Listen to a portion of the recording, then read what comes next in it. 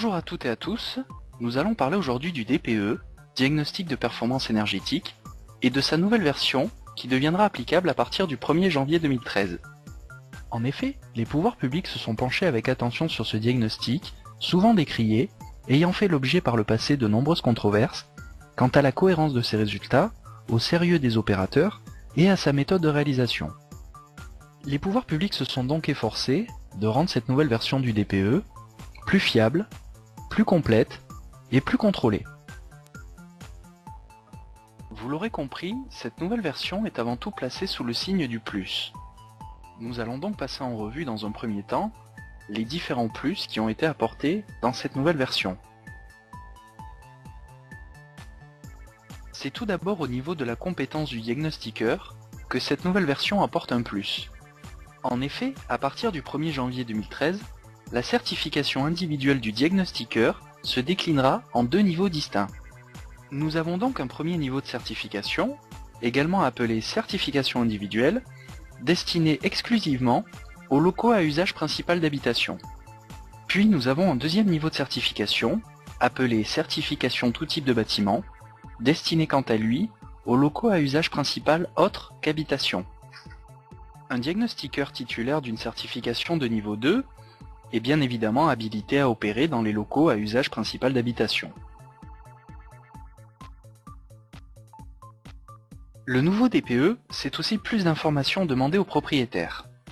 En effet, à partir du 1er janvier 2013, il deviendra nécessaire pour toute mission DPE de fournir un certain nombre de documents papier qui permettront au diagnostiqueur de réaliser sa mission conformément aux nouvelles méthodologies. Ainsi, pour chaque mission DPE, il faudra fournir systématiquement un relevé de facture des consommations énergétiques des 3 dernières années. Il faudra également fournir le rapport d'entretien ou d'inspection de la chaudière si celle-ci a une puissance supérieure ou égale à 20 kWh. Il ne sera pas toujours possible de fournir ces documents. Le législateur a prévu ce cas de figure, puisque dorénavant, l'étiquette vierge est reconnue. Dans ce cas précis, seules les caractéristiques du logement et les recommandations d'amélioration seront alors enseignées. Cette nouvelle version du DPE verra également les rapports enrichis d'un certain nombre d'éléments techniques. Premièrement, nous avons la fiche technique, qui est enfin officialisée. Cette fiche va reprendre l'ensemble des données d'entrée saisies par le diagnostiqueur au cours de sa mission, en vue de les transmettre à l'ADEME. ADEME, Agence de l'environnement et de la maîtrise de l'énergie.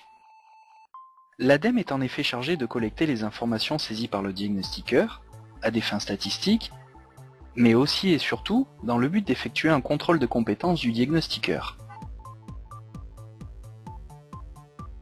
Les rapports issus de la nouvelle version du DPE devront contenir ce que l'on appelle des explications personnalisées. Ces explications personnalisées sont le fruit de la comparaison entre les consommations estimées par le diagnostiqueur et les consommations réelles, déterminées à partir des relevés de facture précédemment fournis. Nous vous rappelons que les consommations estimées par le diagnostiqueur sont établies à partir des conditions standards d'occupation du bien, définies elles-mêmes par le Code de la construction et de l'habitat.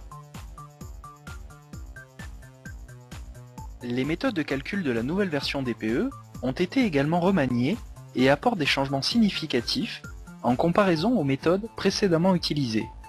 Nous aborderons plus en détail ces changements dans un second chapitre dédié aux nouvelles méthodes de calcul.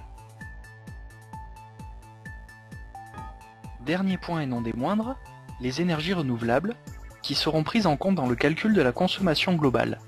Jusqu'à maintenant ignorées, elles viendront dorénavant en déduction des énergies consommées. Comme nous avons pu en parler précédemment, la nouvelle version du DPE va entraîner plus de contrôle de l'ADEME.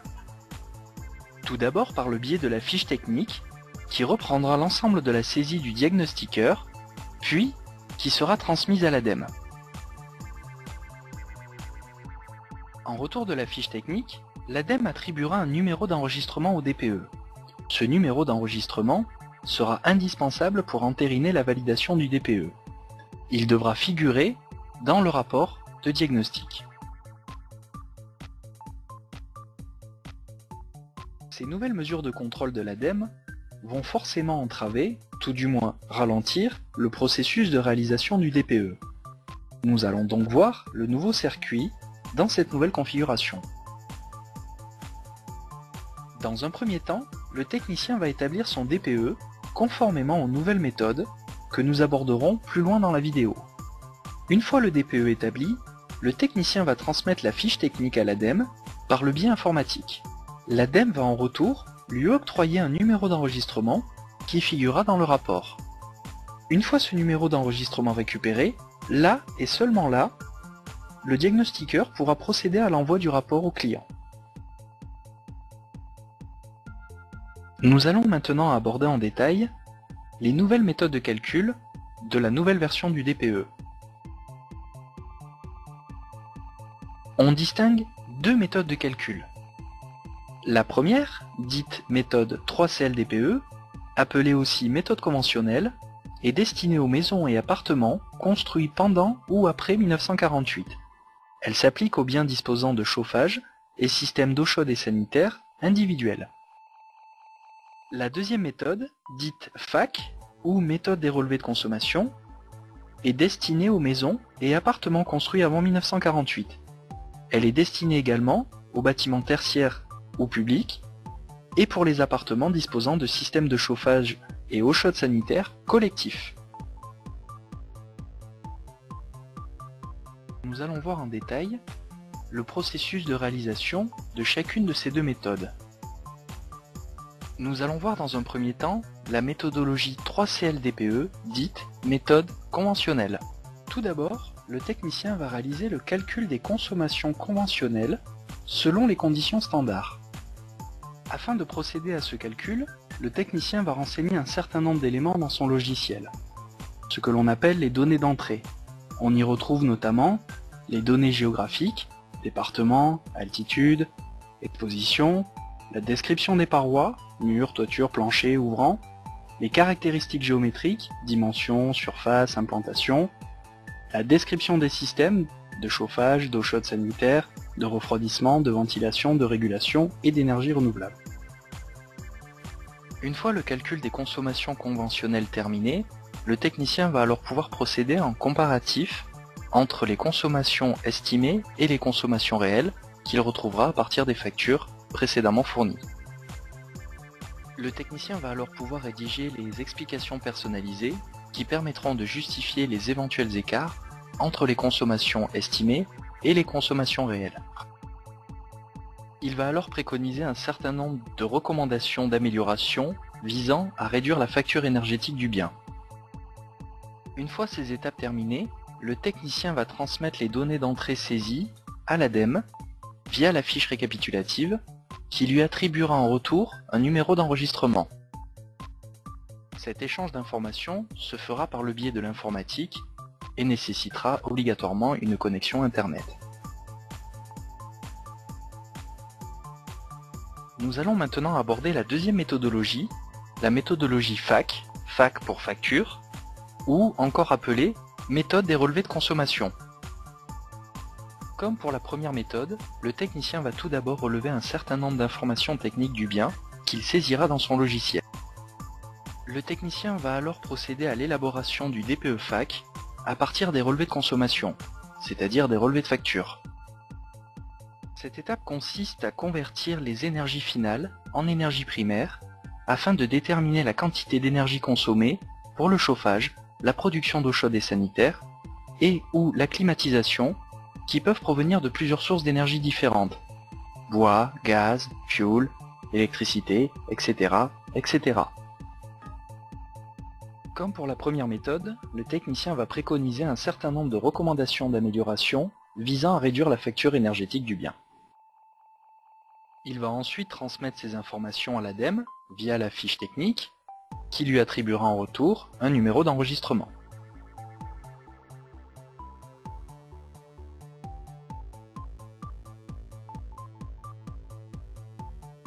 Dans le cas où un équipement collectif et un équipement individuel coexisteraient, il deviendra officiellement possible de conjuguer la méthode conventionnelle, 3CL, et la méthode sur facture, c'est ce que l'on appelle la méthode mixte.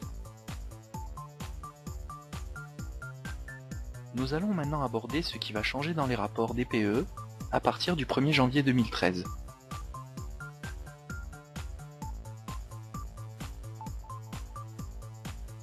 Tout d'abord, le numéro d'enregistrement ADEME, qui devra obligatoirement figurer sur la première page du rapport.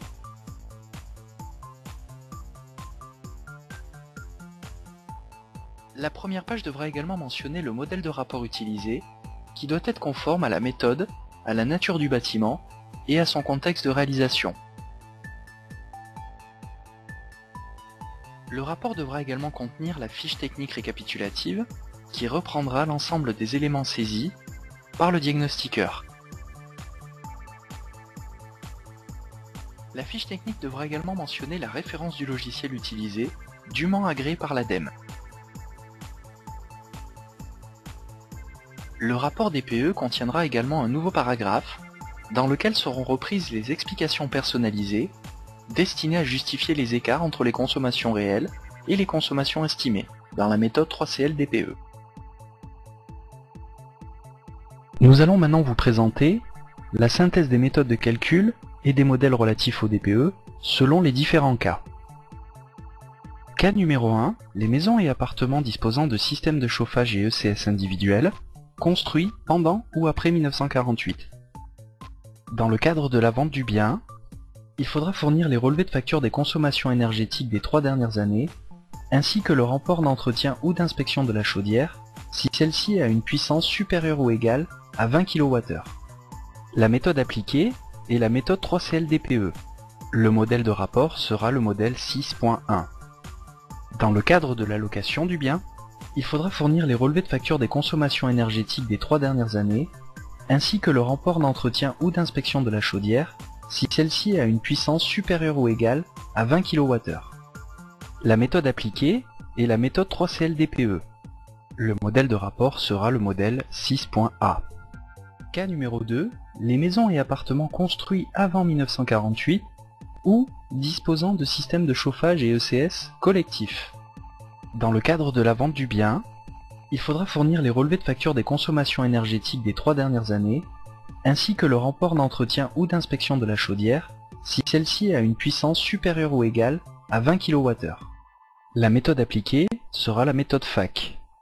Le modèle de rapport sera le modèle 6.2. Dans le cadre de la location du bien, il faudra fournir les relevés de facture des consommations énergétiques des 3 dernières années, ainsi que le rapport d'entretien ou d'inspection de la chaudière, si celle-ci a une puissance supérieure ou égale à 20 kWh. La méthode appliquée sera la méthode FAC. Le modèle de rapport sera le modèle 6.B. Cas numéro 3, les commerces ou bureaux situés dans un bâtiment à usage principal d'habitation. Dans le cadre de la vente du bien, il faudra fournir les relevés de facture des consommations énergétiques des 3 dernières années, ainsi que le rapport d'entretien ou d'inspection de la chaudière, si celle-ci a une puissance supérieure ou égale à 20 kWh. La méthode appliquée sera la méthode FAC.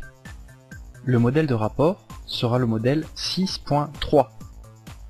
Dans le cadre de la location du bien, il faudra fournir les relevés de facture des consommations énergétiques des 3 dernières années, ainsi que le rapport d'entretien ou d'inspection de la chaudière, si celle-ci a une puissance supérieure ou égale à 20 kWh. La méthode appliquée sera la méthode FAC. Le modèle est en attente d'arrêté, il a été convenu que dans l'attente de cet arrêté, le modèle utilisé sera celui de la vente, à savoir le modèle 6.3. Quatrième et dernier cas, les commerces ou bureaux situés dans un bâtiment à usage principal autre qu'habitation, ou les centres commerciaux, ou les bâtiments publics. Dans le cadre de la vente du bien, il faudra fournir les relevés de facture des consommations énergétiques des 3 dernières années, ainsi que le rapport d'entretien ou d'inspection de la chaudière, si celle-ci a une puissance supérieure ou égale à 20 kWh. La méthode appliquée sera la méthode FAC. Le modèle de rapport sera le modèle 6.3. Dans le cadre de la location du bien, il faudra fournir les relevés de facture des consommations énergétiques des 3 dernières années, ainsi que le rapport d'entretien ou d'inspection de la chaudière, si celle-ci a une puissance supérieure ou égale à 20 kWh. La méthode appliquée sera la méthode FAC. Le modèle est en attente d'arrêté, il a été convenu que dans l'attente de cet arrêté, le modèle utilisé sera celui de la vente, à savoir le modèle 6.3. Pour les 3 premiers cas, le niveau de certification requis pour la réalisation du DPE est le niveau numéro 1, dit certification individuelle. Pour le quatrième et dernier cas, le niveau de certification requis pour la réalisation du DPE est le niveau numéro 2, tout type de bâtiment, ou encore DPE avec mention. En cas d'impossibilité de fournir les factures ou le contrat d'entretien de la chaudière, en méthode FAC, un DPE inconclusif, étiquette vierge, sera alors établi. Dans ces cas exceptionnels, seules les caractéristiques techniques du logement seront alors enseignées, ainsi que des recommandations d'amélioration. En méthode 3CL, les relevés de factures n'impactent pas directement le résultat du diagnostic, puisque comme nous avons pu le voir, elles ne sont utilisées uniquement à des fins comparatives entre les consommations réelles et les consommations estimées. Si vous souhaitez obtenir davantage d'informations sur la nouvelle réglementation DPE, nos équipes se tiennent à votre disposition et se feront un plaisir de répondre à toutes vos questions.